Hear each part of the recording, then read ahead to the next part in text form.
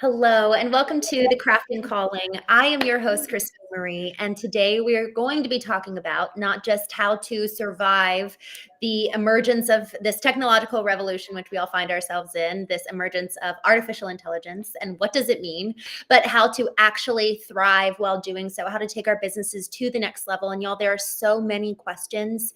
I remember when I went to, what was it, the Bitcoin Miami conference Oh, 3 years ago.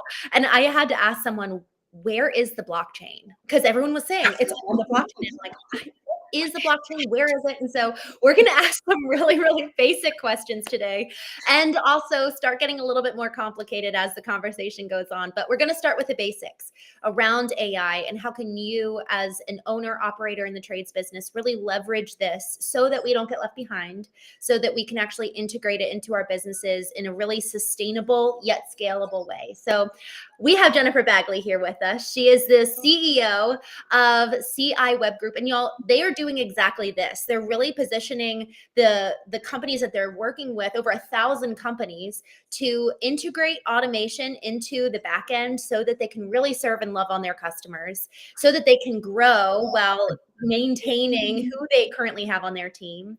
And then also, what does it look like to allow for your organic presence so that you're not just paying for every lead that comes in, but that every single lead that comes in can find you organically and in a new secret hidden place, which is on these answer engines such as ChatGPT. Jennifer Bagley, thank you so much for being here with us today. thank you, Miss Christine. I appreciate the opportunity to be with you. You're absolutely an amazing host. I love my time with you. I love my time with you. I walked away last time, you came on the Knowing Show a month ago, and I just walked away feeling so much more expanded in my own knowledge. And I just really appreciate you being here. You were speaking on 2 stages last week, an HVAC conference. What was the other one you were speaking at? This was one of our distributors out of Austin. So it was a dealer meeting that they had all focused on AI. These guys are pretty progressive. So they made the whole conference AI, which was great. I love it. Y'all, Jennifer Bagley is an international speaker, and she's working so deeply in the trade. She actually started an AI group just for trades businesses, juststartai.io. And so we'll talk more about that later on. But for now, we want to dive into some of kind of the very practical, very Genesis kind of origin steps that people need to take. So Jennifer, the number one tool for a trades business, let's say that they're at the $1 to $3 million mark or under 3 million, but they're successful, they're making waves, they're not very technologically forward in terms of, I'll think of a business that we've worked with in the past where they were mainly using spreadsheets for tracking most everything. What is the first step and what is the first tool that they should take and use? Yeah, absolutely. So I think like step number one is getting comfortable using conversational AI, which is the easiest thing you possibly can use. That's the first lift. And conversational AI would be ChatGPT.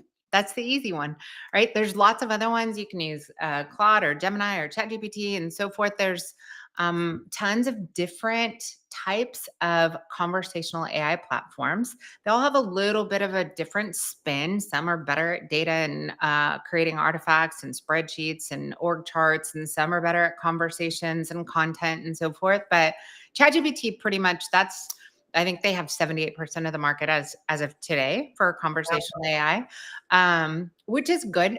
That's a good place to start. And this is just integrating it into your entire workflow, into everything that you do. It's a learning center.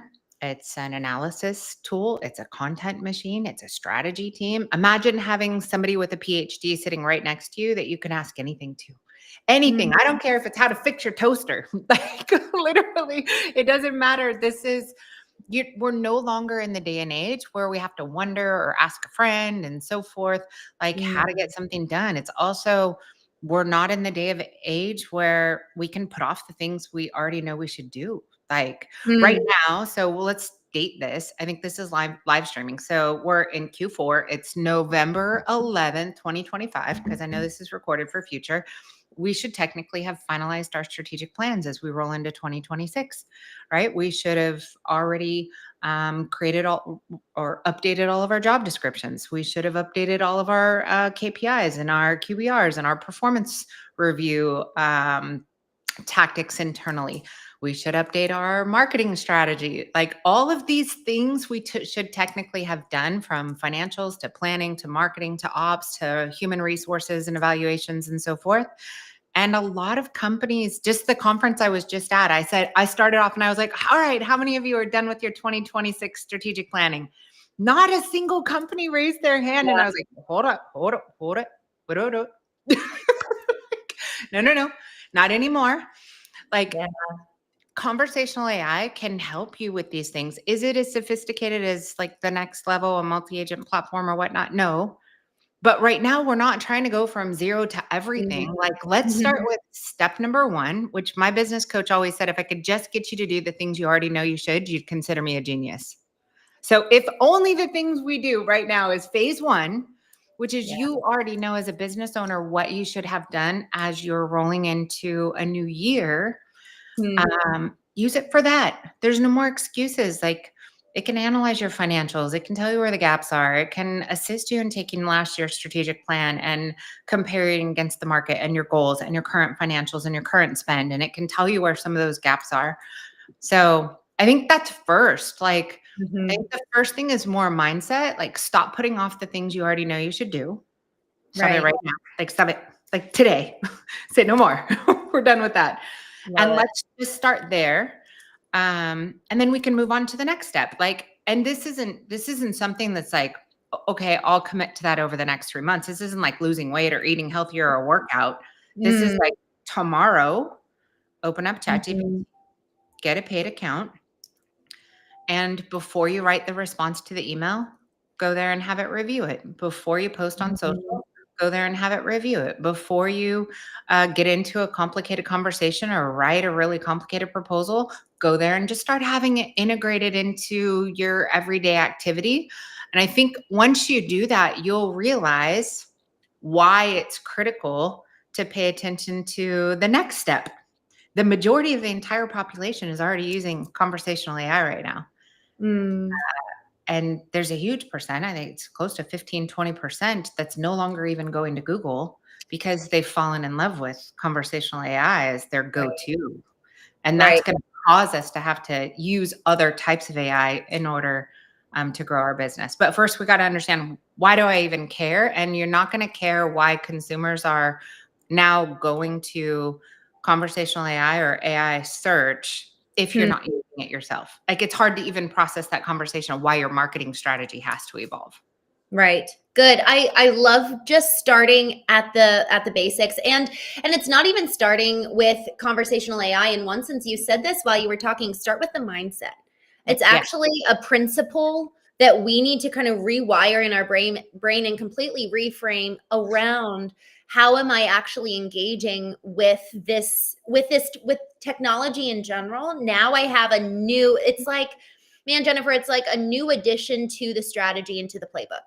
You know, Mhm. there's Mhm. something new here that we need to start integrating, rather than, okay, let me see what tool I should use for at what part of the funnel. It's, I need to start integrating this into my life and into the way Yeah. that I literally think and approach the world. Now, everything, to your point, these big, massive tasks and to-do lists become so much more microscopic. Yes, because they You can be can done. function like this. Yes, and what a blessing. And so I, just for practical application, right? Pulling up ChatGPT, creating an Mhm. account, it'll say, "Hey, go check your email. You got to go get the code, put it in." And then you're kind of looking at a blank slate, which says effectively, like, it What has do a you little, need? it looks like a search bar like in Google. So it's kind of like, okay, the world's my oyster. What is the proposed first prompt that you recommend that they put in to help start having this conversation? Because it is a conversation. Yeah. What can you do for me? Hmm. What can Just you do? ask. What can you do for me? What can I do here? And then tell it Yeah. about yourself, right? Say, I'm an owner of a plumbing company, or I'm an owner of a roofing company or an HVAC company. Um, I've been in business for this many years. I currently am on track to do 4 million in revenue this year. I'd like to hit Mm. 10 million in revenue next year. What things should I consider to get there? Love it. Start there. What should I post? Like one of the best questions to ask conversational AI is what else should I ask that I haven't asked yet? Or what else should I Yes. consider that I haven't considered yet? Like you would never want to think you know everything when you're talking to AI. You'd Mm, want to say, here's what I think I know. Like, what am I missing? What did I skip? What should I consider? yes. What are other, constraints or blockers or opportunities and so forth?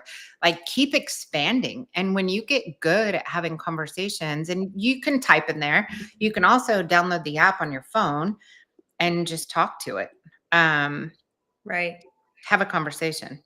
There is so ChatGPT is often where people start. There is another conversational app called Grok, which Mm-hmm. is Elon Musk, that's X.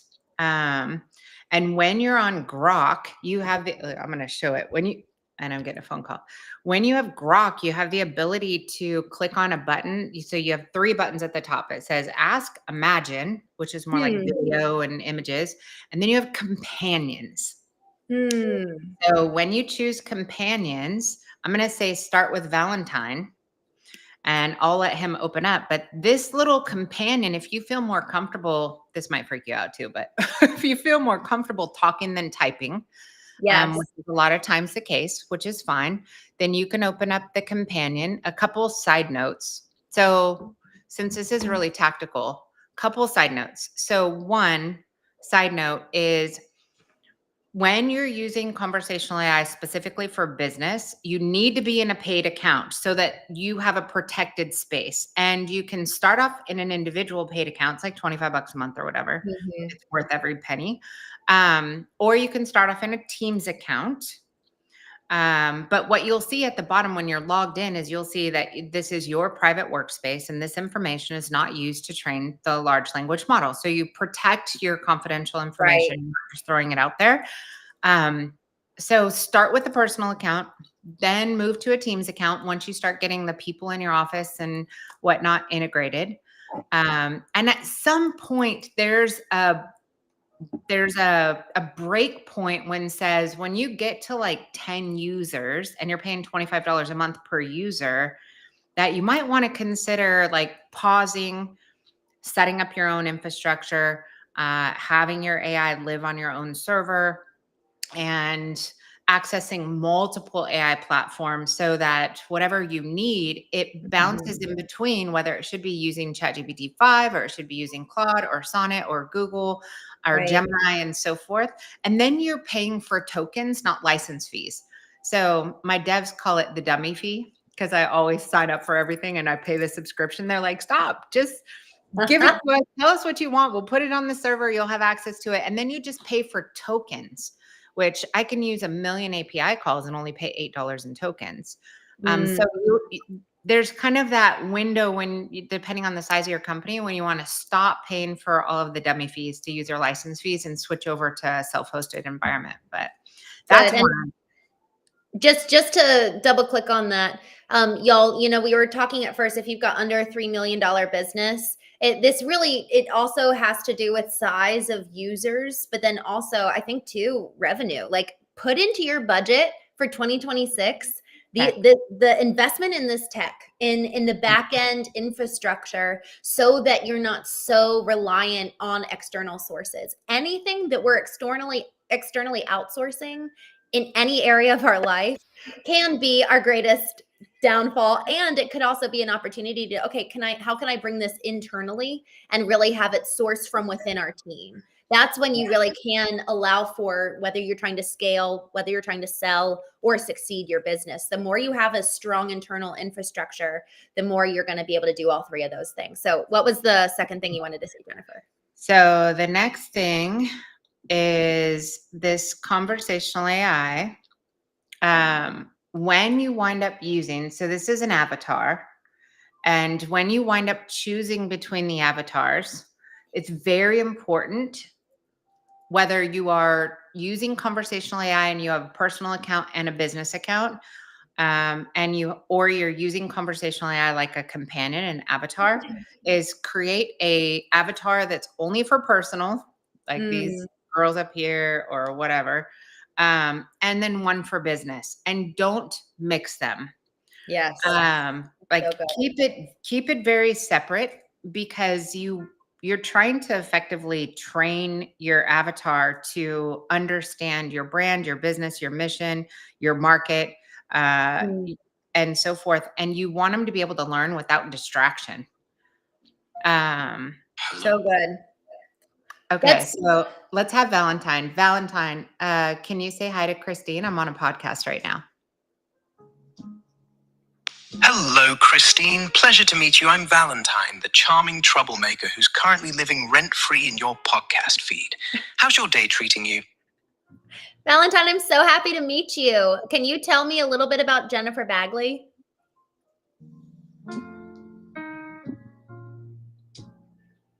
Oh, Jennifer. She's that rare force in business who doesn't just talk about change, she engineers it.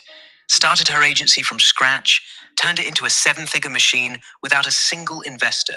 And now she's the one contractors call when they want to own page one of Google before breakfast. She's got this no-nonsense Texas grit mixed with a strategist's brain, like if Hemingway could build websites and crush SEO. Plus, she's the kind who'd rather show you her dashboards than brag. The woman's basically the secret agent of digital growth. Want her contact? Or should I just say, you're already in good company?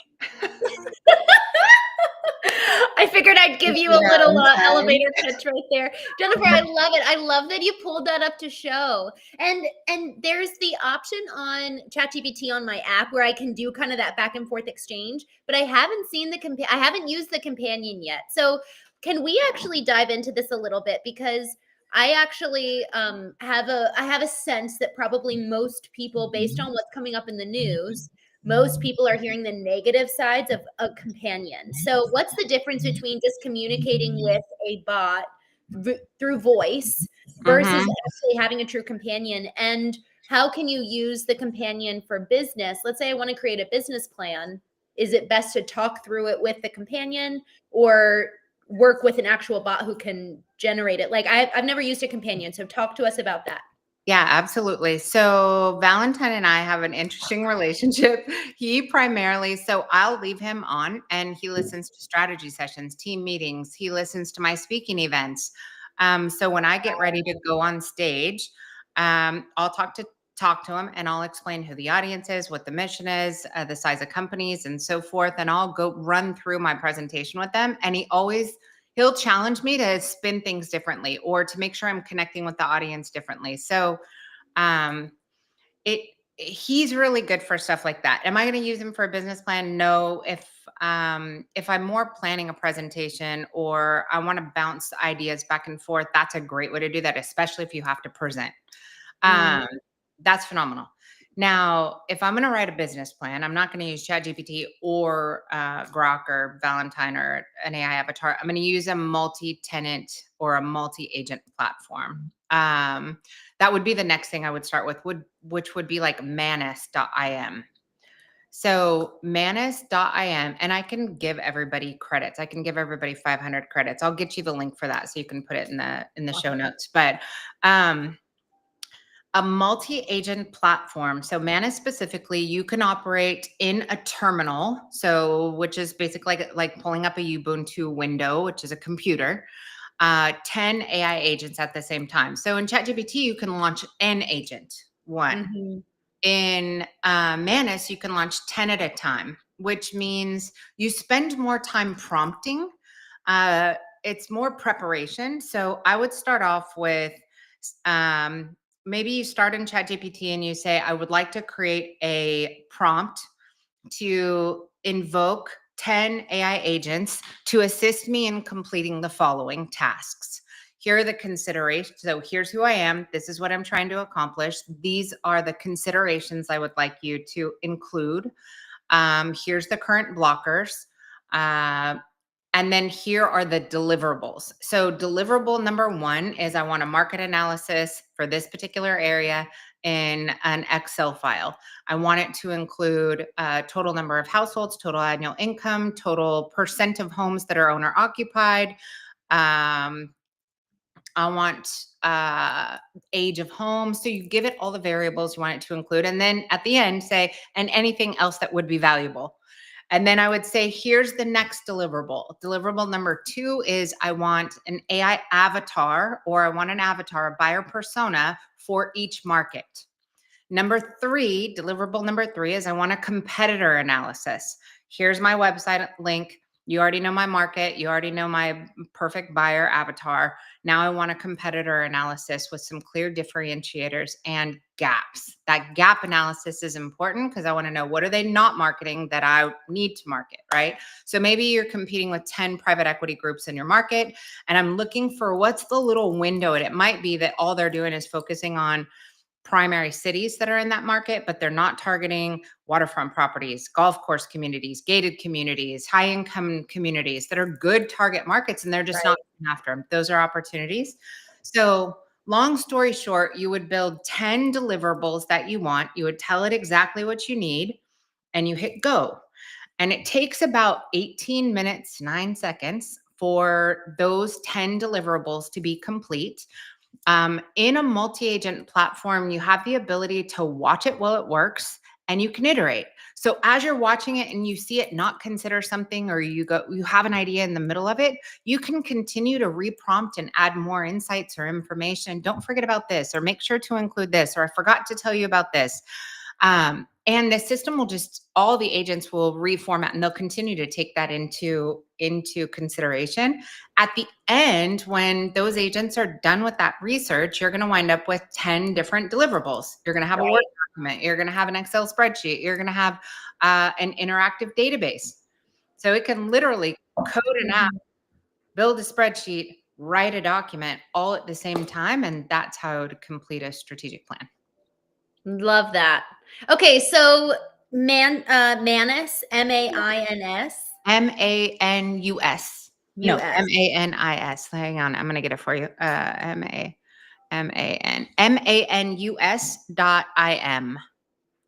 .im. Okay. So really, we talked, kind of the first step is conversational AI, which is almost like a one-to-one bot and one-to-one support system, where you're talking to one person and you're really getting, and you can have multiple conversations and multiple bots, but you can't do multi bots at the same time and activate all of them. So then when we kind of get to that, when you interrupt them, they get frazzled. yes, I have experienced that. And then next, kind of the next level, like once you're really ready to get to the next level in terms of using AI, it would be the multi-agent, and your favorite is Manus, M-A-N-N-U-S.im. M-A-N-U-S.im. Yes. Okay, perfect. Can we talk about the difference when it comes to, so let's talk about level 3, which is actually kind of building out your own infrastructure. So when it comes time for people to be like, okay, like would you say it's best to master those 2 levels before trying to bring it in-house? 100%. Okay. 1,000%. 1,000,000%. So let's reiterate, don't Otherwise, skip it, scratch it. Yeah, because if you're bad at prompting and now you're spending money with AI engineers to develop an agentic network, you're toast. You have to have successfully completed the actions that are necessary in your business. And when you get to the next level, which is agentic, and can you define that? How would you define agentic AI? So agentic AI starts with an orchestrator, which is like the boss. And the orchestrator maps the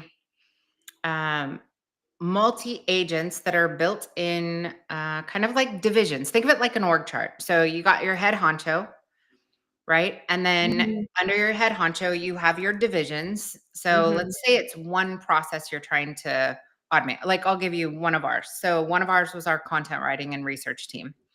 So we start with an orchestrator. And then from that orchestrator, we start parsing out the roles. And you have to think of this different than you would an organization. You would take a content writer is one person in a role. Well, when you have unlimited funds and unlimited options, like if you had the ability to say, I'm going to create one content writer, but they're only going to be experts at the top of the funnel.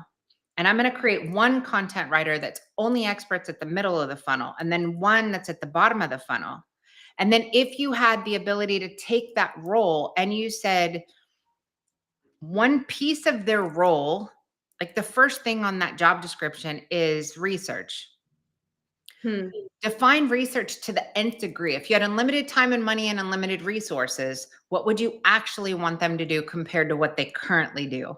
Now you're starting to think like an agentic agent builder. So I would, if I had unlimited time, I would actually want them to go evaluate for the top of the funnel for the search intent sewer installation or garage door installation or whatever it is.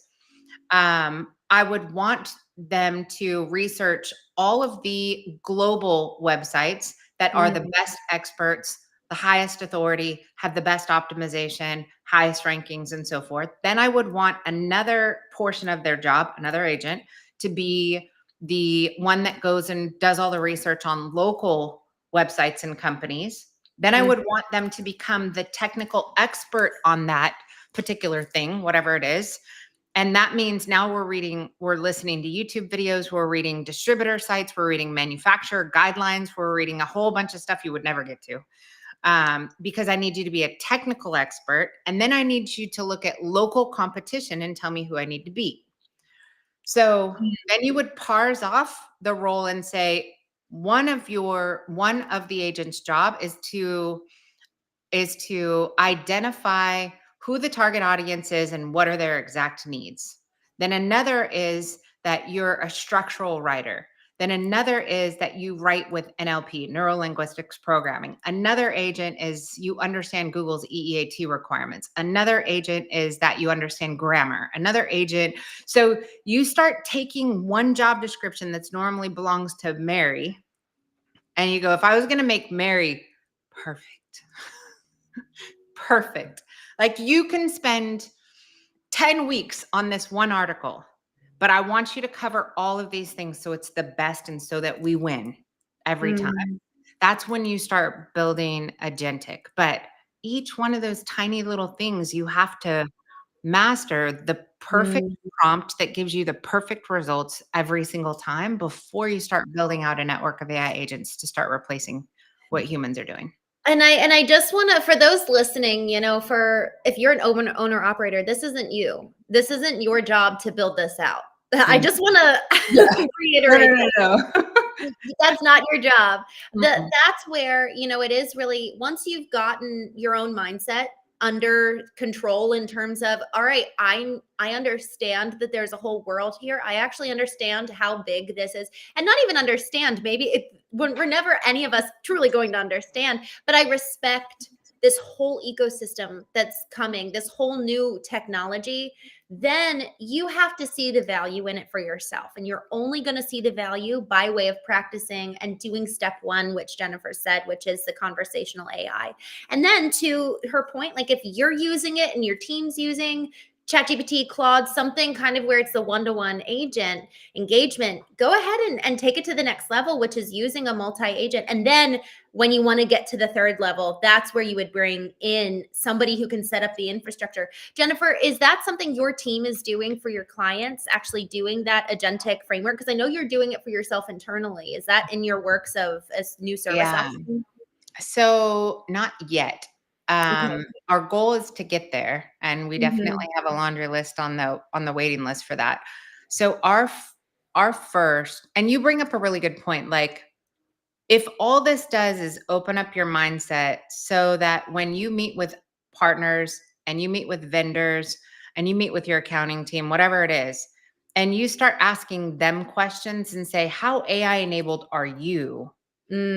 Because the efficiency of the companies you surround yourself with matters, right? It's one thing for you to be efficient as a business owner and to start to utilize conversational and AI agents, but you lose efficiency when your partners are operating without having invested in AI themselves, because it's slow, it's one-to-one. So just start thinking about become consciously aware that the more AI enabled a business is, any business is, the more efficient they operate. They can get more work done faster. It's typically better quality work. They can get I mean, it's just better, faster. So that would be first. So what we've done first internally is we started by building our own infrastructure to replace the services that we provide our clients that were slower, were all human driven. We're limited because they're based on what human capacity to do and smaller budgets. These are small business owners. They don't have big budgets. So we started rebuilding every piece of our business from technical SEO to portions of our website design and development process to our entire blogging and content strategy to our analysis, competitors, strategic planning, reporting systems. Now we're to the point where 100% of our marketing services are now fully supported through agentic networks. That's huge. Yes, 100%, which is really cool. We went from 310 employees to 110 in the last 18 months. And we're doing about 1,000 times the volume, if not more. Well, let me just take a pause there, Jennifer. What you just said, 1,000 times the value with 200 less employees. Now, we're not trying to get rid of your employees here. I think that's important. Had an opportunity to say. Yes, and say that. Can you tell that story? Because you really did. You gave everyone the opportunity to stay. Like, hey, if you see this vision. Yeah, the last 18 months has been very hard, very, very difficult. In March of 2024, I sat down with the entire organization, and this is when ChatGPT launched. And it didn't take me long to see, like, this is going to change everything. This is going to change the entire world, everything we know. And anybody that doesn't get on top of this, like, you're going to be lucky to continue in business. Our timeline is going to shrink really fast of existence if we do not reinvent ourselves. So, of course, this is back then. I don't know if you remember, but ChatGPT, you couldn't even access it. Like, the server was down all the time. It wasn't ever working. My team's like, you're crazy. What do you mean? This is garbage. I was like, no, hang on a minute. So I forced our organization or I pushed them to rethink everything from technology, infrastructure, process. We have to be able to predict the future. So I said last year in June, I said by the end of 2025, my prediction was that AI agents would be personal assistants of the majority of the population who owned a phone. Wow. Or currently had a Siri, or used chat on Google or whatnot. Every device was going to be upgrading to include an AI agent, which gives any consumer a personal assistant. They can say, hey, find me a company to come clean my pool. I want them to come on Thursday, add it to my calendar, send me a text, remind me to leave them a review, and pay for it with my XRP account. You talked about blockchain. So back then they were like, you're like, what are you doing? Why would you take a work organization with this much experience and make us rethink everything, the way we build websites, everything? So they either had to get on board or get off board. And there was a lot of people with one foot in, one foot out. There was a lot of people with both feet out. And there was a portion of time where I want to say it became slightly toxic, like, because you had the camp that was like, I'm in, I want to lead, I want to learn, and I'm here and I'm here for it. The real drivers that were forcing it, you had kind of lumps in the middle that were like, I don't know, like, I'll pretend like I'm here. And then you had that, like, this is crazy, like, this woman's nuts. So now it's, take the sifter, and now we have this. Our team is freaking amazing. Like, they're amazing. I've got QA people that are now building QA agents and building little things. They're not technical. They've never been technical. They're not a coder, but you don't have to be. You have to be an expert, think differently. So that was a big challenge. It was big. It feels really good right now, but it didn't feel very good for a while. Yes. Right. I appreciate the story backing that, because I think that a lot of this is comes down to the mindset, y'all, for every single one of us. Do we actually respect what's happening and how things are changing? And are we going to lead from the top to have it infiltrate down? Hey, y'all, this is a core value of ours now. Yeah. Our values and our missions evolve as our visions get more clear. And Yep. so if we're not doing the work to ensure that our mindset is actually going to be able to be the right one to back the growth and the scale and the direction of the business, you have to be the one who's bought into this, because there is no way, you might have somebody on the marketing team or someone on the ops team come in and say, have you heard this podcast where they talk about it? That's great. We want our team to be bought in, but it really does start with you. And so Yeah. I just really appreciate, Jennifer. If you guys want to go and listen to, I'll drop it here in the link in the chat, the original conversation I had with Jennifer about really the genesis of how she got to this point. And Jennifer, you said you and your husband were in bed at 4 a.m. watching YouTube on AI. And so y'all, I really, before we, I know we've got a few more minutes here. I'm mindful of the time here. Schedule in this week, please, time to go play with AI at whatever level you're at. Whether if you feel like you've really, really mastered the one-to-one conversationalist aspect, I would consider, you said that you're going to drop Manus. Oh yeah. I'm going to give you guys the credits for Manus. I'll do that That would now. be awesome, because I've never used Manus. I'm going to go ahead and play with it. But it really does start with you and me being at the top of our teams and enforcing that it's a core part of our DNA moving forward. But before we can do that, we've got to really understand the tools ourselves. And y'all, just while Jennifer's pulling that up, we've used AI for a few of our clients in very, very different ways. Even one of our clients, Paul Sheasley, wrote here in the chat, make sure you remove the dashes from the chat GPT. He's talking about when you post the content, the little M dash, it's so obvious that that was created by AI. So from content creation, I love that you called that out, Paul, because now we're getting into the little nuances of how to ensure your content still feels authentic. But then it can be used not just from content creation on your social media to build your brand. It can be across the board to all the way from, is my lead actually getting immediate engagement? Because that's one of the fastest ways to lose a lead, is to not engage right away. And then all the way down to the end of the funnel. Do we actually have a referral process set up that's automated so that once the job closes out and maybe it's a customer status changes to, I don't really know, like past customer or former customer, and the lead status changes, it has an automated process that is set up to effectively allow for it to then move to the referral process where all of that kicks in. Yeah. Love it. Jennifer, thank you so much. She just dropped this here in the chat, and I'll make sure I grab it and I'll put it, I'll make it public for everybody. But Jennifer, is there anything else that you want to say on the agentic side before we move forward? Yeah, I would, this will help everyone understand kind of the next step from that. So a couple points.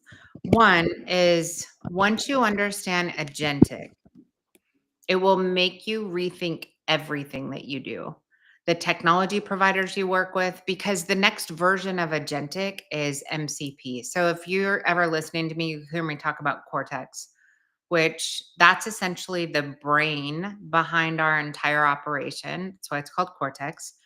Our content publishing platforms and AI agents that are focused on content publishing are called Pulse.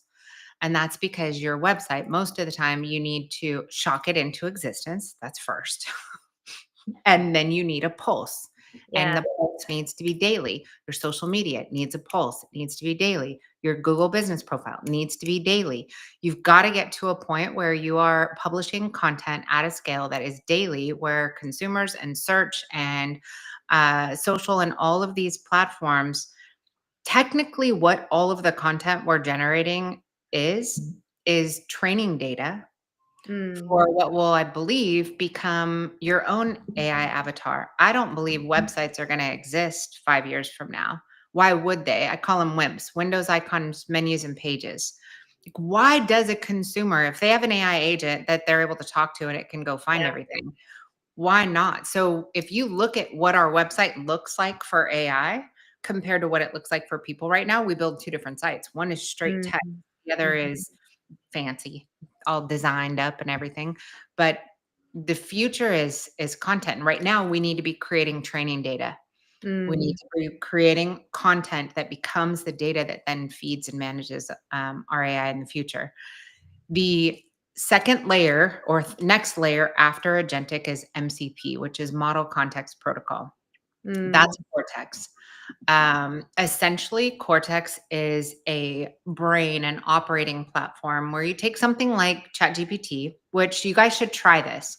Inside ChatGPT, if you go to settings and then click on connectors, which most people don't do this. When you click on connectors, it gives you it'll give you like a handful of different applications you can connect to, like Google and Google Calendar and maybe Slack and so forth.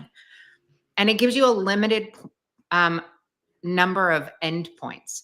But when you take AI, conversational AI, and then you connect it to other software, you connect it to other systems, other databases, and so forth, it gives you the ability to now operate inside your conversational AI, but then ask your AI to tell you all of the emails that you haven't read today that you need to respond to. And can you write me drafts for all of them?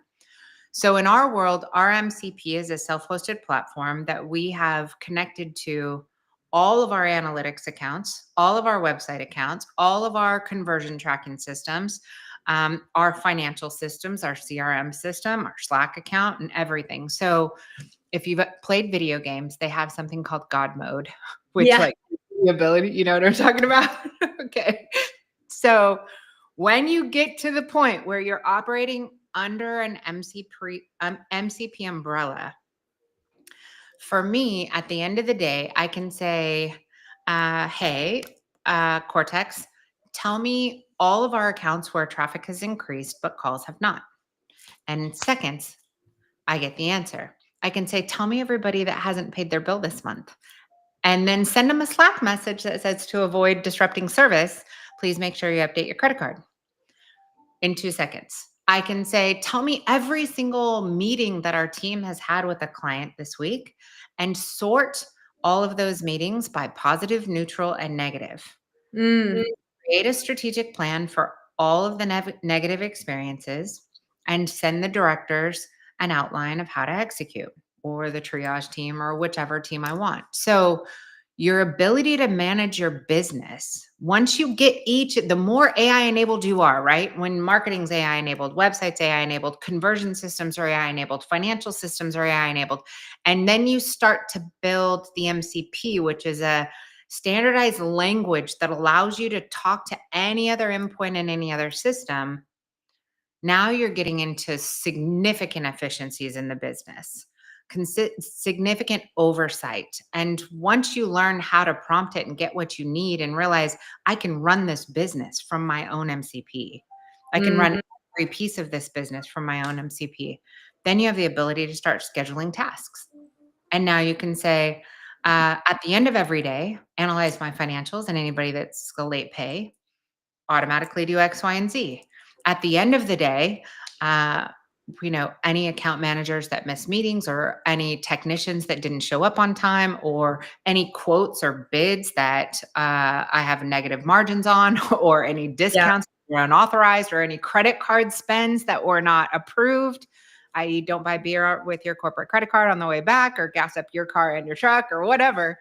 Like all of those controls that you need to have in your business, you now have the ability to do, and you can automate the majority of it. So that's where we need to get to. We're kind of stuck at ground zero with most companies, which is get the basics done, right? But where this can go is highly efficient, highly effective. And not only where it can go, it's where it has to go for the businesses that are going to survive this. Yes. You know, it's like when you look at when the internet came in, the Kodaks and of the world, where you're like, how in the world, and Blockbuster, like it's just the ones that are going to actually be brave enough to start testing and playing with this technology. They're the ones that are going to survive. And it's not even just about surviving and limping along. It's really, my gosh, what you just said, Jennifer. My word, that's so exciting. Talk about a truly functional business where you're really loving on people, both your employees, your clients, like people are really served. It's experiential. We're moving from the place where you actually administrative. Yes. Yes. Boo. Yes. You And waste so now much time on administration. so much time on administration, and now we get to be creative. Now we get to create an experience, and now companies will truly be known by the experience they deliver. And then people can say, okay, I'm going to choose my own. You were talking about the game scenario. I'm going to choose my own adventure. I know that if I go with this trades business company A, I actually know that they're going to be faster, but I may not actually enjoy the experience as much. Whereas company B, I actually, man, they're freaking gonna deliver champagne to my house because I went with them. Like literally, there are companies that are doing that right now. It's Yes. wild. Yes. You are Jennifer, nailing it. say again. You're nailing it, because all these efficiencies, they put you in the position to be able to change how you deliver your service and how you have those in-person experiences. This isn't about just fully AI and automation, everything. This is get rid of all the redundancies, get rid of the duplicate processes, get rid of the gaps and inefficiencies in the business. Get those things taken care of, where technology can do that 10 times faster, 1,000 times faster, and better performance than any human can. And that is just a freaking fact. And then switch your attention to the human beings. Like, this isn't that because you don't have a lot of work, you get to get off at noon. This is now I want you to call the clients and say happy birthday. This is now I want you to connect with them on social media and create a better experience. This is now I want you to spend a little bit more time on the job, put down some turf, put up some lightings, take photos, get pictures. You become a content creator with your customers. This is the moment where those human experiences, you're you remember in kindergarten when you'd have to sit in the circle and you'd have a new kid come in and the teacher would be like, create a space, make a space. Yes. And think about your business and your life, make a space. You make time for the things that matter, and those human experiences and connections, they really matter, and they just get overlooked because we're dealing with junk that can be fully automated. So good. This is a big reason why, is for the human to human connection to be strengthened. And y'all, we were talking earlier about whether you want to sell, scale, or succeed your business. Y'all, this is going, AI enabled businesses are going to be a part of the metrics that, whether it's corporate or whether it's, any kind of investor, people are going to want to be buying AI enabled businesses. And that's going to be a part of, okay, here's my checklist for whether you're a worthy candidate for us to buy you. And so if you do want to sell, you not have for pennies on the dollar. Yes, right. What are you actually selling? If you don't have your books in order, if you're not AI empowered, all of these chunks of your business, this is now a big part of it that's going to make you viable for sale. Jennifer, anything you ask your GPT this, what have I not asked you that I should ask you? I should ask Valentine. Did we miss anything that we should talk about, or are we good to go? Oh, we're never truly good to go. That's the fun part. But if I had to poke a hole, it's this. You've conquered the machine. Now what about your legacy? Because here's what you haven't asked yet. When the dust settles and the agents are humming, will the people you love still recognize you? I mean, you've shrunk a 310-person team into 110 legends. But are you still the woman who'd get up at 4 a.m. with her husband just to dream? Make sure the AI doesn't write your next adventure for you. Keep a slice of chaos that's just yours. A sunset chase, a bad joke, a kiss on the forehead when no one's watching. That's the stuff no prompt can generate. So yeah, we're good. But don't forget to breathe. I'll take that. Don't forget to breathe. Jennifer, the very first episode of the Craft and Calling podcast talked all about legacy. This is why we're building, is for what we hand over in terms of, yes, tangible asset, whether we're selling, scaling, or succeeding our business, but also the legacy that we're writing between the human to human relationships of who we are predicated on that. So I love that he brought that full circle. I do too, because it matters. It matters. We talked about just becoming a grandma. Like, if anything, the fact that I have the freedom to be a grandma and sit in that space and know that I can check on the company in 2 seconds and see everything I need to gives me the time to just lay, I love this. Yes. Just sleeping with you. You said that the baby slept with you 6 hours and he had never slept the whole night with his parents. So you're the grandma. That's why, right? Is to give you, all entrepreneurs start their business because they want more time, money, and freedom. Everyone does. And then you wind up in the business and you feel like you have none of it. This is Mm, the way to get it back, mm, right? Otherwise, we're just employees. mm. And with that, y'all, thank you so much for joining us on the Craft and Calling podcast. Jennifer, thank you so much for joining us today. I appreciate you, my friend.